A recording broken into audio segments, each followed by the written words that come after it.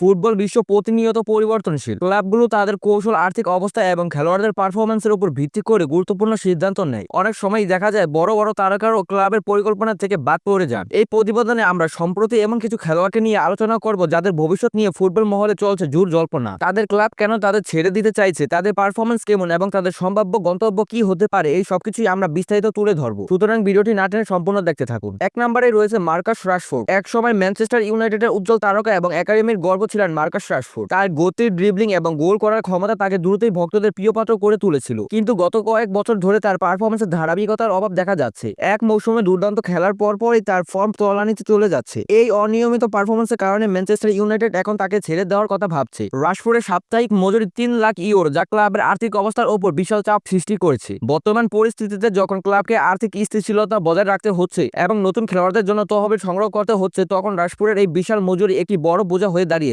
তাকে বিক্রি করতে পারলে ক্লাব প্রায় বছরে 16 মিলিয়ন ইউরো সাশ্রয় করবে, যা নতুন খেলোয়াড় কেনার জন্য একটি বড় সহায়ক হবে। রাশফোর্ডের মতো একজন প্রতিভাবান খেলোয়াড়কে ছেড়ে দেওয়া ক্লাবটির জন্য একটি কঠিন সিদ্ধান্ত, কিন্তু বর্তমানে তার পারফরম্যান্স এবং আর্থিক পরিস্থিতি বিবেচনা করে এটি ক্লাবের জন্য সেরা পদক্ষেপ বলে মনে হচ্ছে। 2 নম্বরে রয়েছে Alejandro Garnacho. Alejandro Garnacho Manchester ইউনাইটেডের আরেক তরুণ প্রতিভা, যাকে নিয়ে অনেক প্রত্যাশা ছিল। তার সাপ্তাহিক মজুরি মাত্র 50,000 ইউরো, যা রাশফোর্ডের তুলনায় অনেক কম। তাই তাকে ছেড়ে দেওয়ার কারণ আর্থিক নয়। গার্নাচোকে বাদ দেওয়ার প্রধান কারণ হলো কোচ রুবেন আমামির এবং তার মধ্যকার সম্পর্কের অবনতি। ফুটবলে কোচের সঙ্গে খেলোয়াড়দের সম্পর্ক অত্যন্ত গুরুত্বপূর্ণ। যদি এই সম্পর্ক ভালো না হয়, তবে খেলোয়াড়দের পারফরম্যান্সের উপর এর নেতিবাচক প্রভাব পড়ে এবং শেষ পর্যন্ত তাকে ক্লাব ছাড়তে হয়। গার্নাচো একজন তরুণ খেলোয়াড় যার সামনে উজ্জ্বল ভবিষ্যৎ রয়েছে। যদি সে এমন একটি ক্লাবে যেতে পারে যেখানে সে কোচের সমর্থন পাবে এবং নিয়মিত খেলার সুযোগ পাবে, তবে সে তার জন্য পূর্ণ সম্ভাবনা কাজে লাগাতে পারবে। ম্যানচেস্টার ইউনাইটেড তাকে ছেড়ে দেওয়ার সিদ্ধান্ত নিয়েছে, যা ইঙ্গিত দেয় যে কোচের সঙ্গে তার সম্পর্কের সমাধান সম্ভব হয়নি। 3 নম্বরে রয়েছে জ্যাক গ্লিস। ম্যানচেস্টার সিটির তারকা খেলোয়াড় জ্যাক গ্লিস, যিনি বিশাল অঙ্কের ট্রান্সফার ফিতে ম্যানচেস্টার সিটিতে এসেছিলেন। পেপ গার্দিওলার অধীনে তিনি কিছু স্মরণীয় পারফরম্যান্স দেখিয়েছিলেন, কিন্তু সাম্প্রতিক সময়ে তার পারফরম্যান্সে ভাটা পড়েছে। কোচ পেপ গার্দিওলা তাকে ফিফা ক্লাব বিশ্বকাপের স্কোয়াড থেকেও বাদ দিয়েছেন, যা একটি স্পষ্ট বার্তা। ম্যানচেস্টার সিটি ইতিমধ্যেই তার বদলি খেলোয়াড়ে সই করিয়ে নিয়েছে, যা গ্লিসের ভবিষ্যৎ নিয়ে আরো প্রশ্ন তৈরি করেছে। গার্দিওলা তার দলে এমন খেলোয়াড় চান না যারা প্রতিনিয়ত সর্বোচ্চ পর্যায়ে পারফর্ম করতে পারবে না। গ্লিসের অনিয়মিত পারফরম্যান্স এবং তার পজিশনে নতুন খেলোয়াড়ের আগমন ইঙ্গিত দেয় যে তার ম্যানচেস্টার সিটির দিন শেষ হতে চলেছে। 4 নম্বরে রয়েছে জুয়াও ফেলিক্স। জুয়াও ফেলিক্স একজন পর্তুগিজ ফরওয়ার্ড, যাকে গত মৌসুমে চেলসি 52 মিলিয়ন ইউরোতে সই করিয়েছিল। তাকে নিয়ে চেলসির অনেক আশা ছিল, কিন্তু তিনি সেই আশা পূরণ করতে পারেননি। জানুয়ারিতে তাকে এসি মিলানের ধারে পাঠানো হয়েছিল, কিন্তু মিলানও তাকে স্থায়ীভাবে রাখতে রাজি হননি। ক্লাব বিশ্বকাপ স্কোয়াড থেকে বাদ পড়ায় বোঝা যাচ্ছে চেলসি তাকে আর চায় না, কারণ তার পারফরম্যান্স যথেষ্ট ভালো নয়। ফেলিক্সের প্রতিভা নিয়ে কোনো সন্দেহ নেই, কিন্তু চেলসিতে তিনি নিজেকে প্রমাণ করতে পারেননি। তার জন্য এখন প্রয়োজন এমন একটি ক্লাব যেখানে সে তার সেরা ফর্মে ফিরতে পারবে এবং নিয়মিত খেলার সুযোগ পাবে। চেলসি তাকে বিক্রি করে দিয়ে আর্থিক বোঝাও কমাতে চাইছে এবং নতুন খেলোয়াড়দের জন্য জায়গা তৈরি করতে চাইছে। 5 নম্বরে রয়েছে মার্ক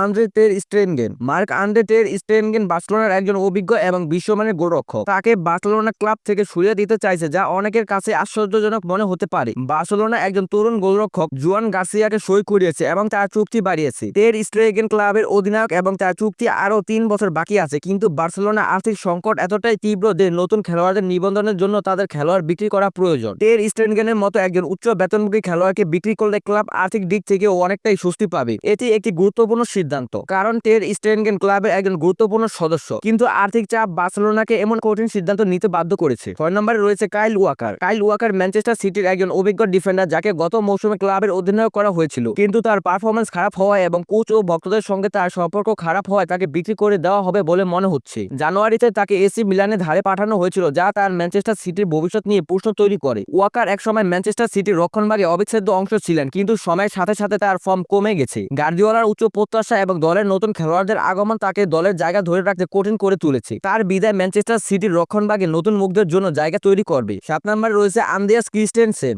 আন্দ্রেয়াস ক্রিস্টেনসেন বার্সেলোনার একজন ডিফেন্ডার, যাকে ক্লাব ছেড়ে দিতে চাইছে। তার ইনজুরির সমস্যা ছিল, তবে প্রধান কারণ হলো ক্লাবে 5 জন সেন্টার ব্যাক থাকায় এই পজিশনে খেলোয়াড়দের সংখ্যা বেশি, তাই বিক্রি করলে ক্লাবে আর্থিক সুবিধা পাবে। বার্সেলোনা তাদের রক্ষণভাগে শক্তিশালী করতে চাইছে, কিন্তু এই পজিশনে এত বেশি খেলোয়াড় রাখা সম্ভব নয়। ক্রিস্টেনসের ইনজুরি ইতিহাস এবং দলের অতিরিক্ত ডিফেন্ডারের কারণে তাকে বিক্রি করা একটি যৌতিক সিদ্ধান্ত। এটি ক্লাবকে আর্থিক স্থিতিশীলতা এনে দেবে এবং নতুন খেলোয়াড়দের জন্য তহবিল সংগ্রহে সহায়তা করবে। 8 নম্বরে রয়েছে জেডন স্যানচো। ম্যানচেস্টার ইউনাইটেডের আরেকজন উচ্চ প্রত্যাশিত খেলোয়াড়, যাকে ক্লাব ছেড়ে দিতে চাইছে। তার খারাপ পারফরম্যান্স এবং উচ্চ মজুরি এর প্রধান কারণ। গত গ্রীষ্মে তাকে চেলসিতে ধারে পাঠানো হয়েছিল, কিন্তু মজুরি নিয়ে চুক্তি না হওয়ায় সে ফিরে আসে। ইউনাইটেড জানিয়েছে তার আর ক্লাবে ফেরার সুযোগ নেই। স্যানচোর ম্যানচেস্টার ইউনাইটেড ইউনাইটেডের আগমন ছিল বিশাল প্রত্যাশা নিয়ে, কিন্তু তিনি সেই প্রত্যাশা পূরণ করতে পারেননি। তার কোচ এবং ক্লাবের সঙ্গে খারাপ সম্পর্ক হয়েছে, যা তার বিদায়ের কারণ। তার উচ্চ মজুরি এবং অনিয়মিত পারফরম্যান্স ম্যানচেস্টার ইউনাইটেডের জন্য একটি বড় সমস্যা হয়ে দাঁড়িয়েছে। তাকে বিক্রি করে ক্লাব আর্থিক বোঝা কমাতে চাইছে এবং দলের মধ্যে শৃঙ্খলা ফিরিয়ে আনতে চাইছে। 10 নম্বরে রয়েছে ব্রাজিলের আড়ালের নায়ক রদ্রিগো, রিয়াল মাদ্রিদের একজন তরুণ ফরওয়ার্ড যাকে ক্লাব পরোক্ষভাবে ছেড়ে দিতে চাইছে বলে মনে হচ্ছে। নতুন কোচ আসার পরও সে প্রথম পছন্দের খেলোয়াড় হতে পারেনি। ক্লাব বিশ্বকাপেও তাকে খুব কম সময় খেলতে দেওয়া হয়েছে, যা একটি স্পষ্ট বার্তা দিচ্ছে। রদ্রিগো একজন প্রতিভাবান খেলোয়াড়, কিন্তু রিয়াল মাদ্রিদের মতো একটি ক্লাবে নিয়মিত জায়গা পাওয়া কঠিন। ভিনিসিয়াস জুনিয়র এবং অন্যান্য তারকা খেলোয়াড়দের উপস্থিতিতে রদ্রিগোর খেলার সুযোগ কমে গেছে। রিয়াল মাদ্রিদ তাকে বিক্রি করে নতুন খেলোয়াড়দের জন্য তহবিল সংগ্রহ করতে চাইছে এবং দলের ভারসাম্য বজায় রাখতে চাইছে।